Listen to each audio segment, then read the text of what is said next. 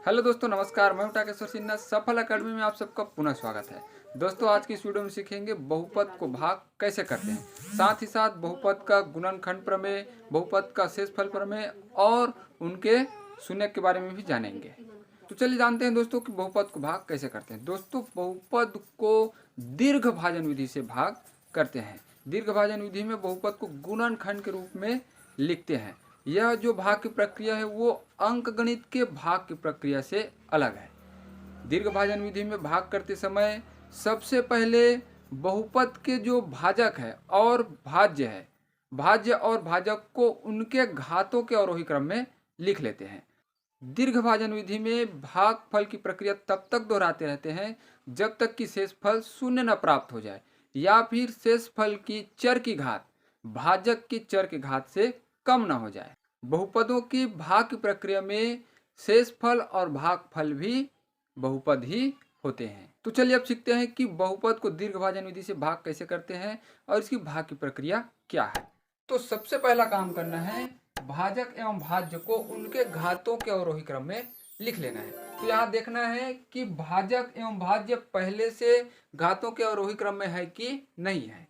यहाँ देखते हैं, ये घात के अवरोही क्रम में है और यहाँ 2x² + 5x - 3 पहला बड़ा वाला है, उसके बाद छोटा वाला, यानी कि x का स्क्वायर है, उसके बाद x का पावर 1 है। तो ये ऑलरेडी अवरोही क्रम में है। तो यहाँ पर हमको कोई छेड़खानी नहीं करना है क्योंकि ऑलरेडी अवरोही क्रम में है। यदि किसी भी क्वेश्चन में अवरोही क्रम में नहीं होता है, उसका क्रम उल्टा पुल्टा होता है, जैसे कि यहाँ x² है, उसके बाद यहाँ x का पावर 4 दे देगा, फिर यहाँ दे देगा x का पावर 3, तो उसमें हम घातों के अवरोही क्रम में लिख लेते हैं। लेकिन यहाँ ऑलरेडी अवरोही क्रम में है तो इसको और अवरोही क्रम में लिखने की जरूरत नहीं है। फिर दूसरा काम करेंगे, इसको इस तरीके से लिख लेंगे, x - 2 और 2x² + 5x - 3, इस तरीके से लिख लेना है। ओके, फिर दूसरा काम करेंगे, बहुपद के जो भाजक है, भाजक के पहले पद से भाज्य के पहले पद को भाग देना है। भाज्य के पहले पद को भाजक के पहले पद से भाग देना है, यानी कि 2x² / x, भाज्य का पहला पद डिवाइडेड बाई भाजक का पहला पद। तो यहाँ देखते हैं, इसको जब डिवाइड करेंगे तो यहाँ x² है और यहाँ x है, तो एक यहाँ से 1x कट जाएगा और यहाँ से x कट जाएगा, तो यहाँ बचेगा 2x। अब ये जो 2x है, जो भागफल प्राप्त हुआ है, उसको इधर भागफल में ज्यों का त्यों 2x का 2x लिख देंगे। फिर तीसरा काम है, ये जो भागफल प्राप्त हुआ है उससे भाजक को गुना करना है, 2x × x - 2। फिर यहाँ जो आंसर आएगा देखिए, 2x एंड x है, ये हो जाएगा 2x², फिर माइनस 2 2 जा 4x। अब ये जो गुणनफल प्राप्त हुआ यहाँ पे, ये क्या है, भागफल है, यहाँ से भागफल प्राप्त हुआ, उसको भाजक से मल्टीप्लाई करते हैं। फिर यहाँ मल्टीप्लाई करने के बाद जो आंसर प्राप्त होता है उसको भाज्य के नीचे लिख देते हैं। यहाँ कितना आया है, 2x² - 4x। ओके, इसको यहाँ भाज्य के नीचे लिख देते हैं। अब क्या करेंगे, जब भी डिवाइड करते हैं, डिवीजन है, तो उसमें साइन चेंज करेंगे। यहाँ देखिए प्लस है तो यहाँ क्या हो जाएगा, माइनस, और यहाँ माइनस है तो ये प्लस। किसका साइन चेंज करना है, तो नीचे वाले बहुपद का। ये जो बहुपद है 2x² - 4x, इसका साइन चेंज करना है, क्योंकि यहाँ डिवीजन में क्या होता है, यहाँ सब्सट्रैक्ट करते हैं, उसको घटाते हैं। तो प्लस का हो गया माइनस, एंड ये जो -4x है वो हो गया +4x। अब यहाँ क्या करेंगे, ये 2x² एंड -2x², तो 2x² - 2x² कट हो गया, ये कट हो गया, यहाँ पे बचेगा 0। अब plus plus plus 5x and 4x क्या होगा, प्लस होगा, ऐड होगा, तो ये हो जाएगा 9x। ये हो गया। अब ये जो -3 यहाँ बचा हुआ है उसको यहाँ उतार देते हैं -3। अब ये जो नंबर प्राप्त हुई, ये जो बहुपद प्राप्त हुआ है वो फिर से हमारा भाज्य हो गया, ये फिर भाज्य हो गया। अब अगला क्रम है, अब ये जो नया भाज्य प्राप्त हुआ है इसके पहले पद को भाजक के पहले पद से फिर डिवाइड करेंगे। चलिए देखते हैं, 9x divided by x is equal to x cut हो गया, यहाँ बचा 9, x कट बचा कितना 9। तो ये जो 9 है उसको यहाँ भागफल में ज्यों का त्यों लिख देना है। देखिए 9 प्लस में है तो यहाँ लिखेंगे +9। अब वो जो 9 प्राप्त हुआ है भागफल है ना, उस भागफल से ये जो भाजक है उसको फिर मल्टीप्लाई करेंगे। चलिए मल्टीप्लाई करते हैं, 9 एंड मल्टीप्लाई x -2, तो ये हो जाएगा 9x माइनस 9 2 जा 18।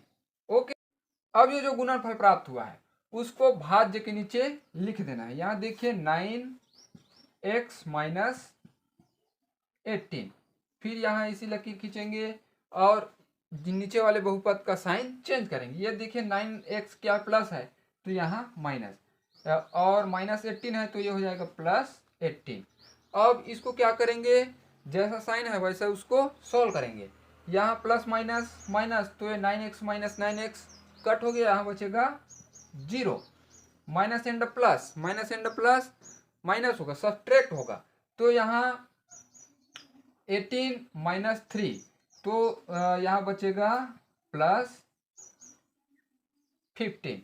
ओके, तो ये जो +15 है ये क्या है, रिमाइंडर है, शेषफल है, और भागफल है 2x + 9।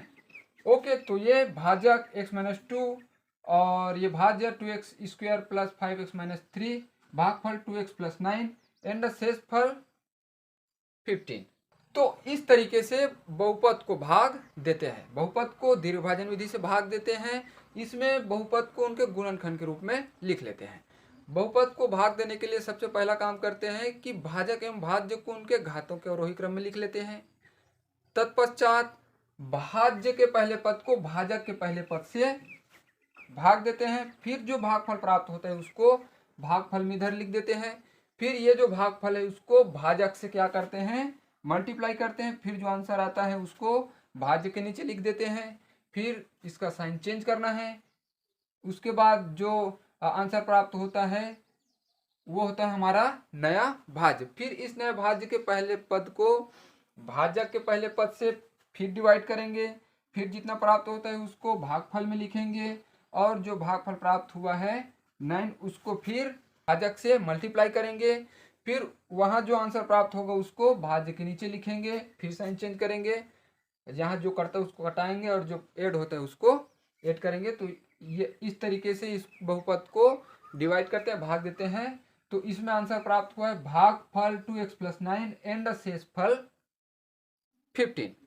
तो बहुपद को भाग करने की प्रक्रिया तब तक दोहराते रहते हैं जब तक कि शेषफल शून्य न प्राप्त हो जाए, या शेषफल शून्य प्राप्त नहीं हो रहा है तो शेषफल की चर की घात भाजक एवं भाज्य के चर की घात से कम होना चाहिए। यहाँ शेषफल शून्य है क्या, नहीं है, तो ये जो प्राप्त हुआ है क्या ये भाजक एवं भाज्य के चर के घात से कम है, तो ऑलरेडी कम है क्योंकि ये तो अचर बहुपद है, तो ये ऑलरेडी इसके चर की घात से कम है। ओके, और यहाँ देखिए भागफल एवं शेषफल भी एक बहुपद ही होता है। 15 अचर बहुपद है और यहाँ देखिए 2x + 9 रैखिक बहुपद है। अब देखिए भाज्य, भाजक, भागफल एवं शेषफल, इन चारों में से 3 का मान दिया है, एक का मान नहीं दिया है, तो इन तीनों मानों से हम एक का मान ज्ञात कर सकते हैं। उसके लिए एक सूत्र है, देखिए कौन सा सूत्र है, भाज्य इज इक्वल टू भाजक मल्टीप्लाई भागफल प्लस शेषफल। भाज्य बराबर भाजक गुना भागफल और धन शेषफल। अब इन चारों में से 3 का मान दिया है और एक का मान नहीं दिया है, तो इस सूत्र में मान रखकर हम उस एक का मान ज्ञात कर सकते हैं। अब यहाँ देखिए भाजक है 2x² + 5x - 3, भाजक है x - 2, भागफल है 2x + 9, ओके, और शेषफल है 15। बट यदि इनमें से किसी भी एक का मान नहीं दिया है तो इस सूत्र में मान रखकर हम उसका मान ज्ञात कर सकते हैं। जिसका मान नहीं दिया रहता है उसको हम अलग लेफ्ट साइड में निकाल देंगे और बाकी का राइट साइड में, तो उसका आंसर ऑलरेडी निकल जाता है। अब चलिए जानते हैं शेषफल प्रमेय। शेषफल प्रमेय क्या है? तो यदि किसी बहुपद f(x) को x - a से भाग देते हैं तो शेषफल f(a) प्राप्त होता है। यदि किसी बहुपद f(x) को x - a से भाग देते हैं तो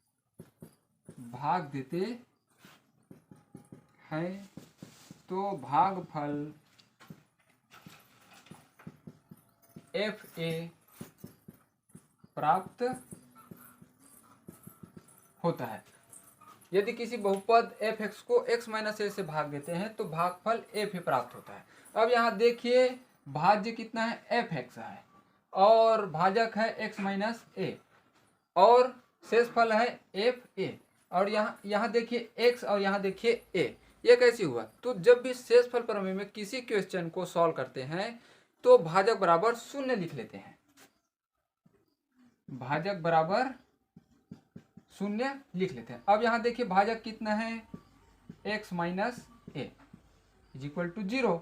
अब यहाँ क्या करेंगे, साइड चेंज करेंगे।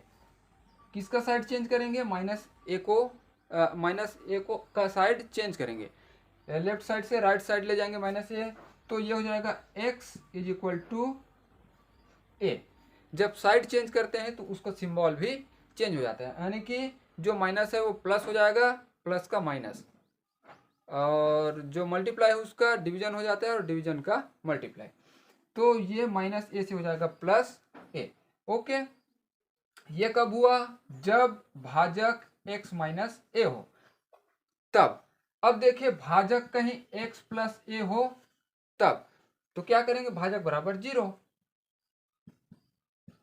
भाजक बराबर ये 0, फिर x + a = 0, फिर x =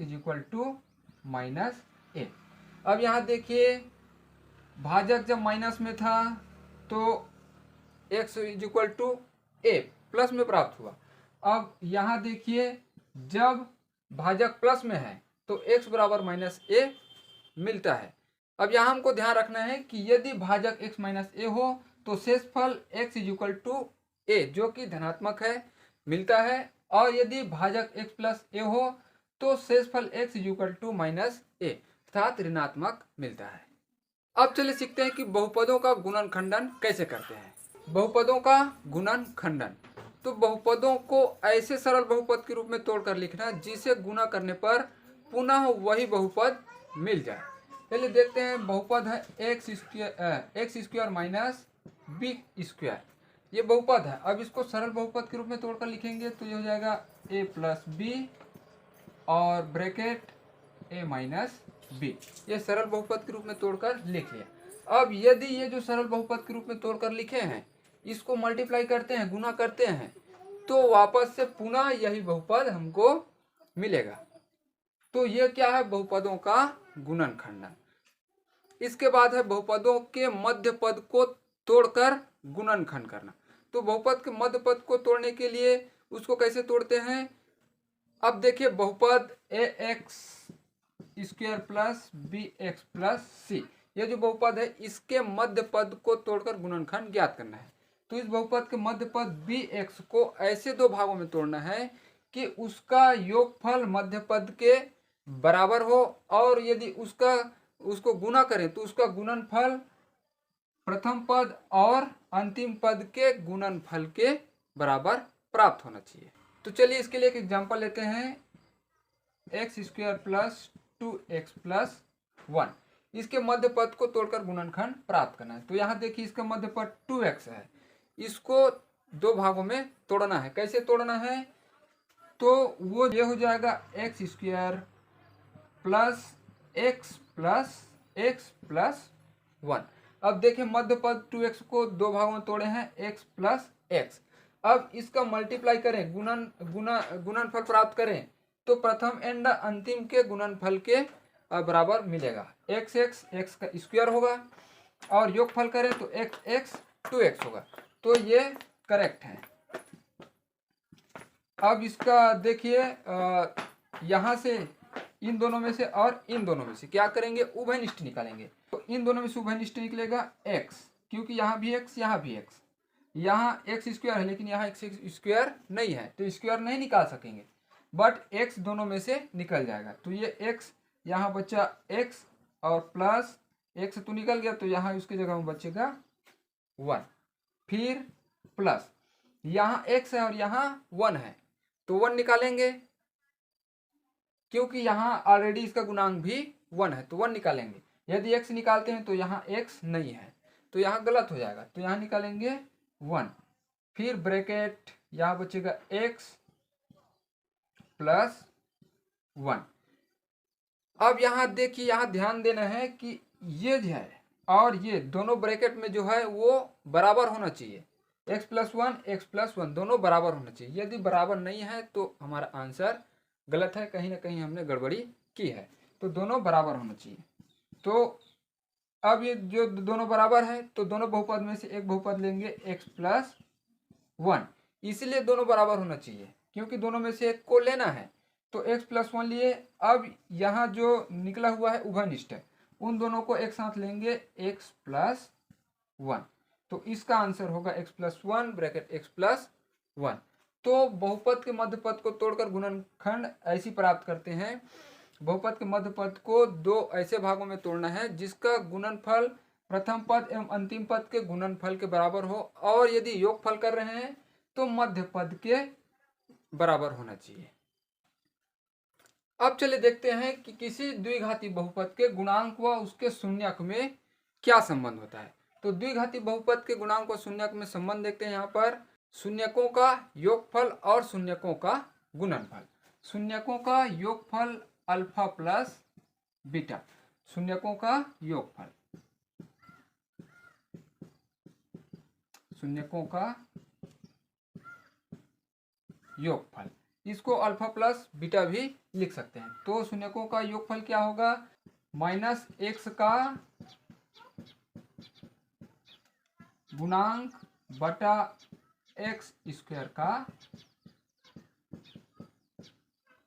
गुणांक। देखिए बहुपद के गुणांक व शून्यक में संबंध, गुणांक व शून्यक है ना, तो यहाँ क्या है, गुणांक है। ओके, तो अल्फा प्लस बीटा अर्थात शून्यकों का योगफल बराबर माइनस एक्स का गुणांक बटा एक्स स्क्वायर का गुणांक। फिर है अल्फा इंटू बीटा अर्थात शून्यकों का गुणनफल, शून्यकों का गुणनफल। तो शून्यकों का गुणनफल के लिए सूत्र होगा अचर पद बटा एक्स स्क्वायर का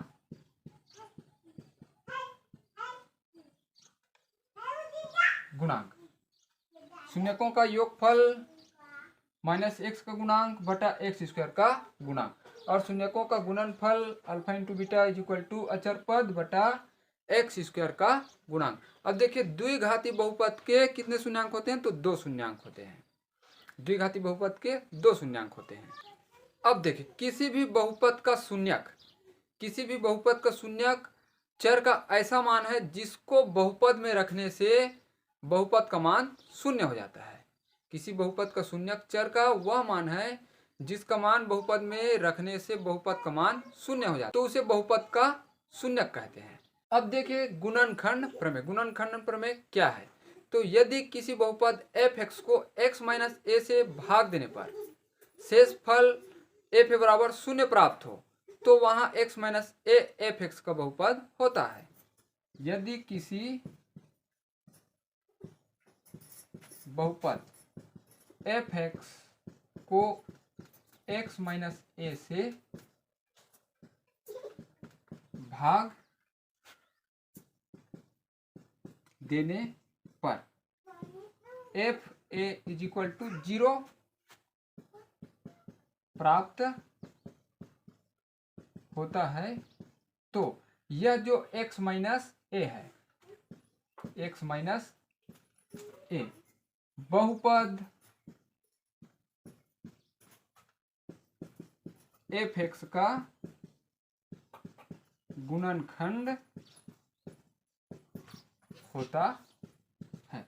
यदि किसी बहुपद एफ एक्स को x माइनस ए से भाग दिया जाए और वहां पर एफ ए बराबर 0 प्राप्त हो, तो x माइनस ए बहुपद एफ एक्स का क्या होता है, गुणनखंड होता है। तो लीजिए दोस्तों, ये हुआ बहुपद को भाग देने की प्रक्रिया, बहुपद के गुणनखंड प्रमेय, शून्यक और शून्यक तथा बहुपद के गुणांक में संबंध। तो चलिए दोस्तों, कमेंट करके बताइए कि आपको वीडियो कैसे लगा और चैनल को लाइक सब्सक्राइब करना ना भूलिएगा। Thank you.